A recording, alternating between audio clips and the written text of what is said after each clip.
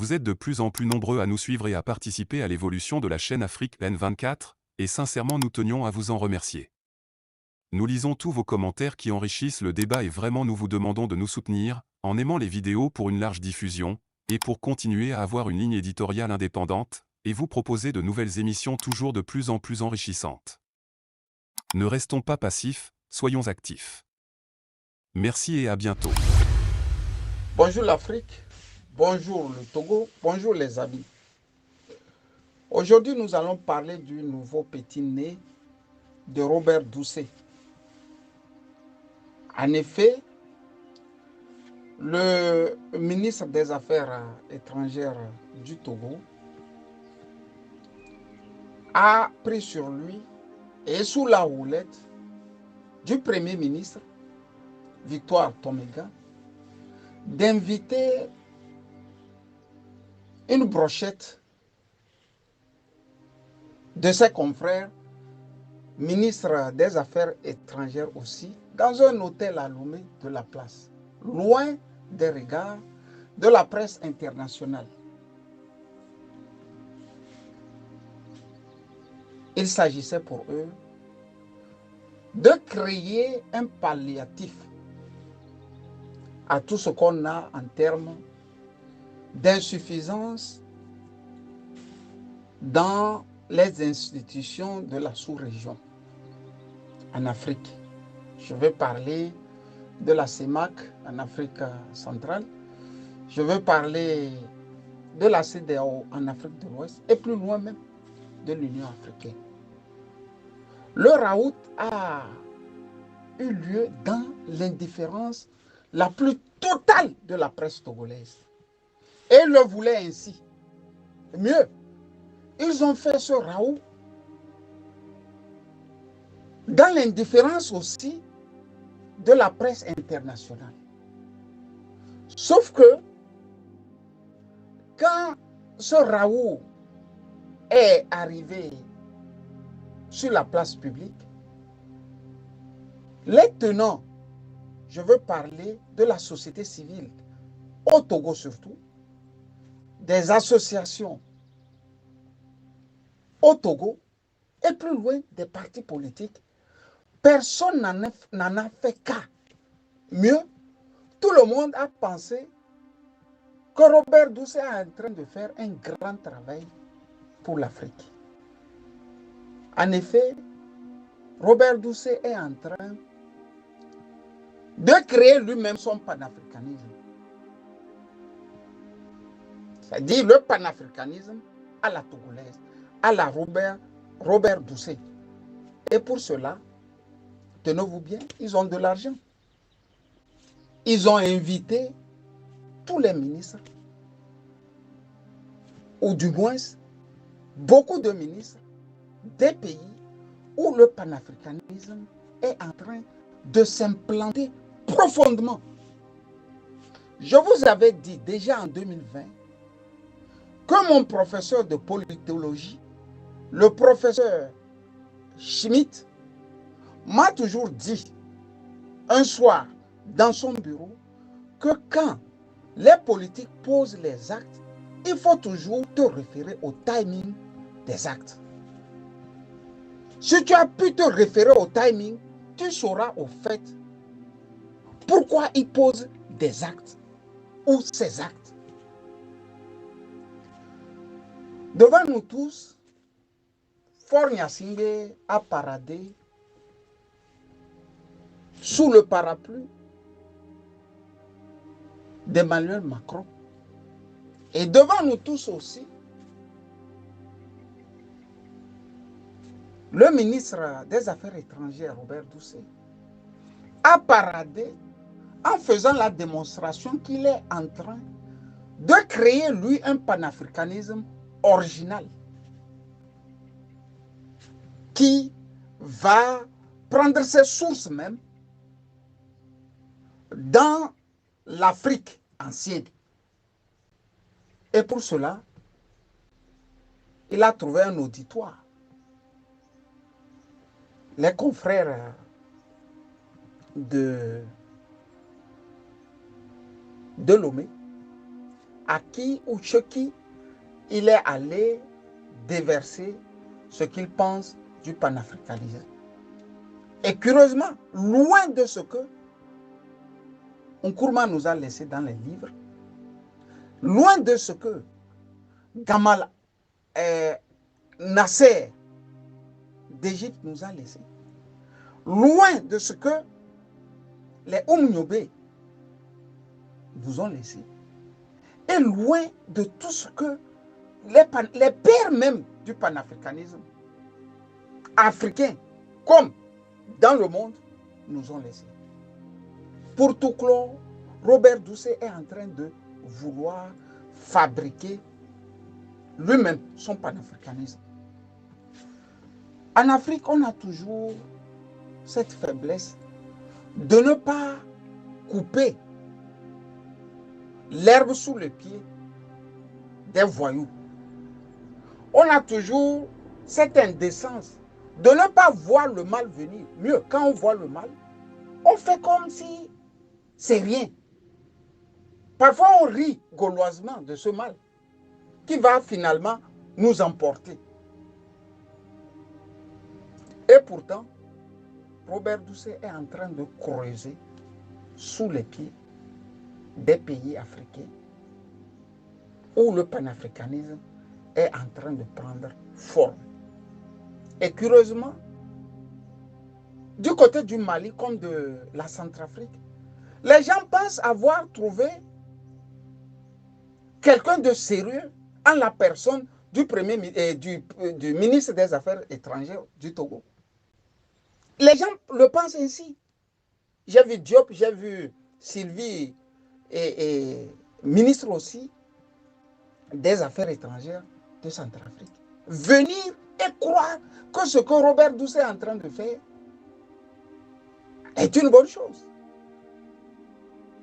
Est une bonne chose.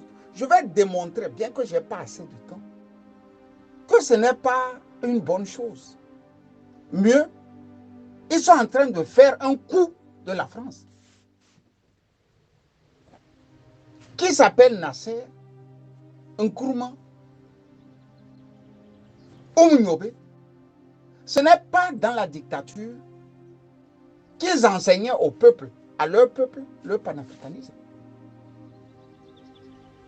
C'est en combattant la dictature qu'ils enseignaient à leur peuple la dictature. Mais comment se fait-il qu'un apparatchik de la dictature togolaise sorte de nulle part pour nous apprendre ce que c'est que le panafricanisme? Expliquez-moi comment Robert Doucet peut porter le manteau de panafricaniste devant nous tous et avoir les plateaux de télévision, soit dit-on en passant qu'il est en train de nous faire un cours sur le panafricanisme. Ils sont allés en France, on les a briefés. Ils sont revenus, on les a aussi briefés. Donc, il fallait aller rendre compte au maître. Il fallait aller rendre compte au maître. Et le Mali se fait avaler petit à petit, petit à petit, petit à petit, sans que les Maliens ne s'en rendent compte qu'on ne déjeune pas avec le diable. Mieux, il faut avoir de longues cuillères. Mais j'ai vu ces temps, le pouvoir malien accumuler des erreurs à ne point finir. Soit dit-on en passant que certains ministres des Affaires étrangères du Togo les auraient aidés à trouver une solution sur les divergences ou leurs divergences avec la Côte d'Ivoire. Et depuis, ne se relâchent plus. Ils sont là-bas, ils sont avec le pouvoir du Togo. Mais on essaie de crier. Ces gens sont depuis 56 ans au pouvoir. Ils ont une capacité financière illimitée. Et ils n'en ont cure de ce qu'on peut appeler panafricanisme. C'est des petits godillots à la solde de la France. Vous voyez? On est en train de prendre les gens petit à petit, petit à petit. On leur donne, ok, un petit somnifère qui doit pallier aux insuffisances de la CEDEAO. Alors qui a affaibli la CEDEAO? Parmi les pays qui ont affaibli la CEDEAO, on compte d'abord le Togo. C'est le tout premier pays à avoir affaibli suffisamment la CEDEAO. Et ensuite, la Côte d'Ivoire de Ouattara. Déjà en 2005, Faure avait réussi à affaiblir la CEDEAO. C'est parfois les autres ont commencé par multiplier les troisièmes mandats. C'est parfois les autres ont appris que quand ton père s'en va, tu peux tuer autant que tu veux et tu restes au pouvoir. Mais les institutions appelées CEDEAO ne s'étaient pas levées pour dire non, ça ne va pas se passer comme ça. C'est le temps où Pascal Bodiona déposait des milliards dans chaque palais présidentiel. En Afrique de l'Ouest, nous y sommes maintenant. Ils sont installés. Non seulement ils sont installés, ils sont maintenant en train de grignoter cette force qui est devenue pratiquement la mer à boire de la France, c'est-à-dire le panafricanisme. Dans les états-majors, dans les institutions européennes, ce qui fait peur à ces gens, c'est le panafricanisme. Même la CIA dit que c'est le panafricanisme qui fait peur actuellement. Mais vous voyez, on vous laisse un Robert Doucet. Commencez par vous dire que lui, il va faire un panafricanisme original. Mais Robert, dis-nous, hein, sincèrement, toi là, depuis quand tu es né, pour t'asseoir sur les idées d'un homme comme Nkrumah et les remettre en cause, soit dit-on en passant que toi, tu veux créer ton panafricanisme. Sincèrement, les Africains ont cette manie de prendre le mal légèrement. Il faut bloquer Robert Doucet ici et tout de suite. Il faut l'empêcher de l'ouvrir parce qu'ils ont de l'argent illimité. Ils vont créer un courant dans le panafricanisme et les Africains vont se diviser si nous ne savons pas faire. Parce que quand ils viennent avec des tonnes d'argent. Vous vous rappelez de Loum, non? Loum qui dit à un président, mais Loum, tu as vu ce qu'il y a dans le sac, non? Oh oui. Qu'est-ce qu'il y avait? Monsieur le Président, j'ai vu beaucoup d'argent.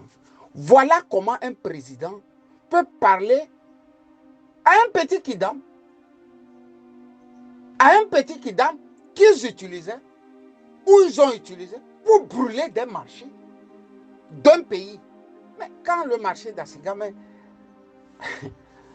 ce qu'on se faisait, c'est pas, était construit, Faure n'était pas né. Mais c'est lui qui viendra avec les autres le brûler. C'est ça, leur argent. C'est ce que leur argent arrive à faire. Ils vont changer les choses, rien ne va se passer. Ils vont lâcher une pluie de milliards. Ça va vous étonner. Je vous dis, ils sont au pouvoir depuis 56 ans. Donc quand ils posent des actes, il faut les prendre au sérieux. Ils ont vendu la drogue, ils ont vendu le pétrole, ils ont vendu du diamant, ils ont vendu de l'or, ils ont vendu même les êtres humains. Ils ont ramassé tout ce qui est aide internationale. Rien ne s'est passé. Donc ils ont englouti toutes ces sommes-là. Donc quand quelqu'un proche de Faure se lève, soit dit en passant qu'il veut faire quelque chose, c'est toute l'Afrique qui devrait se lever. Avec des massues. Pas avec des cailloux. Hein. Des massues pour les pourchasser. Quand j'ai dit ça, j'ai voulu vous dire, chers amis, chers Togolais, que le chemin est encore long. Il va falloir affronter ces ogres et ces enfants de l'Afrique qui pensent qu'ils peuvent vivre éternellement, histoire de vendre tout un continent, histoire de vendre un pays, histoire de vendre les habitants de ce pays. Mais ça ne se passera pas comme ça. Bonne journée. Vous êtes de plus en plus nombreux à nous suivre sur Afrique N24, et vraiment nous tenions à vous en remercier. Nous lisons tous vos commentaires qui enrichissent le débat et vraiment nous vous demandons de nous soutenir pour continuer à avoir cette ligne éditoriale indépendante, et vous proposer des émissions toujours de plus en plus enrichissantes. Merci et à bientôt. Likez la vidéo si ce n'est pas déjà fait. Laissez aussi votre point de vue en commentaire. Abonnez-vous et cliquez aussi sur la petite cloche de notification pour ne rien rater de nos prochaines vidéos. N'oubliez pas de partager aussi la vidéo et de la liker.